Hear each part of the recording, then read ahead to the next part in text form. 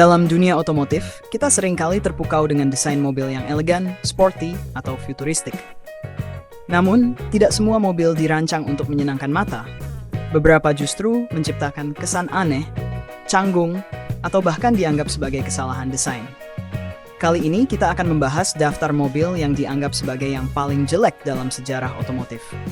Dari bentuk yang tidak proporsional hingga keputusan desain yang sulit dimengerti, mobil-mobil ini membuktikan bahwa bahkan produsen terbaik pun bisa menghasilkan sesuatu yang kontroversial. Kita akan membuat dari tahun produksi tertua hingga mendekati era masa kini. Mari kita telusuri lebih lanjut.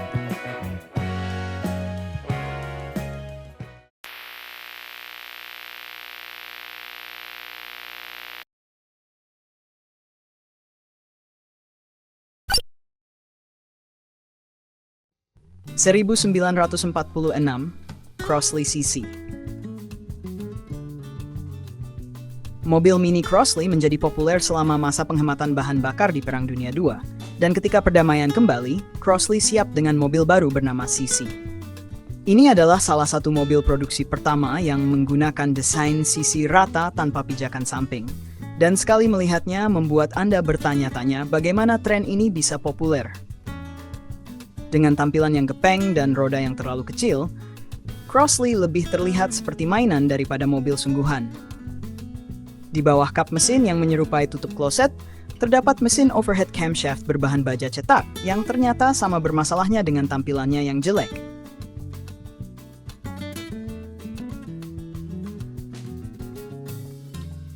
(1951) Allard P2 Safari. Ada beberapa hal dalam hidup yang sulit untuk dipahami, dan P2 Safari adalah salah satunya. Siapa yang berpikir bahwa menggabungkan bagian depan mobil sport dengan bagian belakang station wagon model kayu adalah ide yang bagus? Produsen mobil Inggris, Allard, melakukannya, dan hasilnya sama mengerikannya seperti yang bisa dibayangkan. Perkiraan produksi mobil bermesin Ford ini berkisar antara 10 hingga 13 unit, dan sekitar 5 di antaranya diketahui masih ada.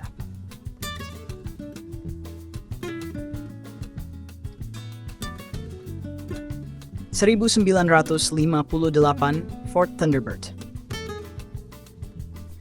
Tahun 1958 adalah tahun yang buruk bagi tim desain di Ford Motor Company, dan Thunderbird mungkin adalah korban yang paling parah.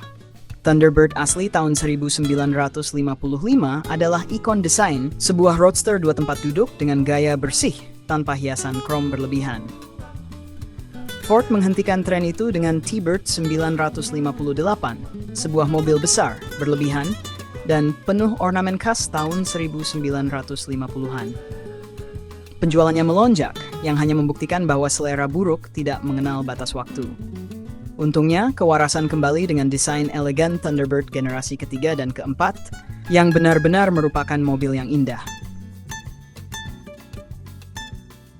1958 Lincoln Continental. Dengan lampu depan miring, sisi bodi yang hampir vertikal, dan lekukan cekung aneh pada fender depan, Lincoln 1958 terlihat seperti berusaha mengambil sebanyak mungkin ruang tanpa alasan yang jelas.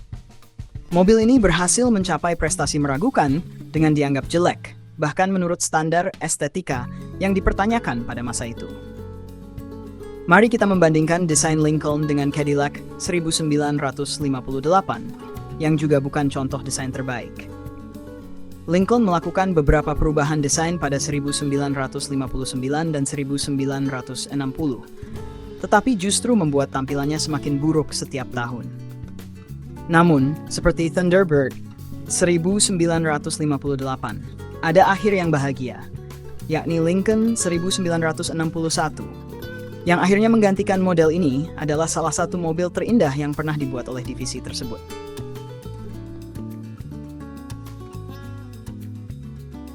(1958) Subaru 360. Subaru 360 dibuat untuk memenuhi standar ketat kei-car Jepang yang membatasi dimensi dan ukuran mesinnya. Tidak ditemukan aturan dalam regulasi tersebut yang menyatakan bahwa kei-car harus menyakitkan untuk dilihat. Sedikit keycar dari akhir 50-an dan awal 60-an yang memiliki tampilan menarik, tetapi Subaru 360 adalah salah satu yang paling jelek. Tampak seperti makhluk laut langka dengan berbagai cacat bawaan. 1961, Citroën Ami 6. Ami dalam bahasa Prancis memiliki arti teman, tetapi Ami atau teman mungkin sedikit terlalu berlebihan jika kita pandang ke arah Citroën Ami 6. Ami 6 adalah mobil pertama yang menggunakan lampu depan yang tidak bulat. Desain bergelombang pada bagian depannya masih bisa diterima. Jendela belakang yang miring ke arah berlawanan sebenarnya bukan hal yang unik bagi Citroën. Mercury, Lincoln, dan Ford Anglia juga menggunakannya. Tetapi jika digabungkan dengan pilar B yang miring, Ami terlihat seperti seluruh bagian atasnya sedang tertiup angin kencang. Bahkan orang Prancis sendiri menganggap Ami sebagai musuh.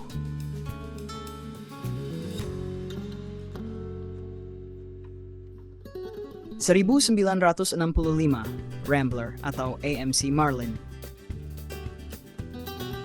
Banyak orang menganggap Marlin sebagai tiruan yang dieksekusi dengan buruk dari fastback Dodge Charger. Kenyataannya, Marlin sebenarnya keluar setahun lebih dulu dari Charger.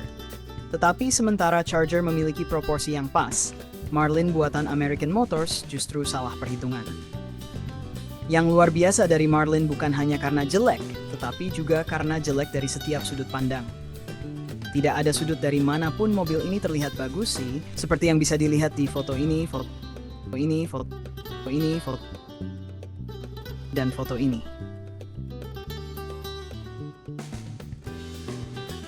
1968, Lombardy Grand Prix. Gagasan bahwa orang Italia bisa menciptakan mobil dengan proporsi buruk seperti Lombardy Grand Prix masih sulit dipercaya, tetapi itu benar adanya. Mobil kecil yang canggung ini benar-benar berasal dari negara yang melahirkan mobil keren seperti Ferrari. Dinamakan Grand Prix mungkin karena nuansa balap yang ingin ditonjolkan, namun terlihat kurang proporsional karena ukurannya sama besarnya dengan kei-car dari Jepang.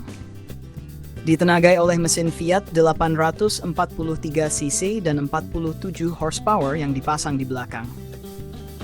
Abarth membuat versi yang disebut 1300 Scorpion, dan meskipun mereka tidak bisa memperbaiki tampilan mengerikannya, mereka berhasil menggandakan tenaga mesinnya, memungkinkan mobil ini lebih cepat dari generasi sebelumnya, meskipun tampilannya tidak berubah. Dari daftar mobil yang telah kita bahas, jelas bahwa tidak semua inovasi desain di dunia otomotif berakhir dengan sukses. Beberapa mobil lahir dari keputusan yang berani namun kurang perhitungan, sementara yang lain justru menjadi korban eksperimen yang terlalu ambisius. Meski begitu, di balik desain yang dianggap jelek, mobil-mobil ini tetap memiliki tempat dalam sejarah otomotif. Entah sebagai pelajaran bagi para desainer masa depan, atau sekadar menjadi kenangan unik di industri ini. Lagi pula, keindahan itu subjektif, dan siapa tahu, mungkin suatu hari nanti, mobil-mobil ini justru akan dianggap sebagai ikon klasik yang unik dan bernilai tinggi di mata kolektor. Terlepas dari tampilannya, satu hal yang pasti, dunia otomotif selalu penuh kejutan. Kita akan melanjutkan pembahasan tentang mobil jelek ini pada konten berikutnya. Terima kasih karena sudah menyaksikan dari awal hingga akhir. Jika ada kesalahan dari yang kami sampaikan sebelumnya, mari kita diskusikan di kolom komentar. Kritik dan saran akan sangat diterima, mengingat keterbatasan tim Mr. Factory dalam mengkaji suatu materi. Akhir kata, sampai jumpa lagi di video berikutnya. Terima kasih karena telah berkomentar pada video-video Mr. Factory selama ini. Tentunya itu semua sangat membantu kami dalam pengembangan channel ini. Dan juga terima kasih karena telah subscribe channel ini. Pastikan untuk tetap menyalakan lonceng notifikasi agar Anda menjadi penikmat pertama konten-konten yang kami sajikan. Dan jika dirasa ada manfaat yang bisa dibagikan, kami sangat terbuka jika Anda ingin share video ini sebanyak-banyaknya. Terima kasih.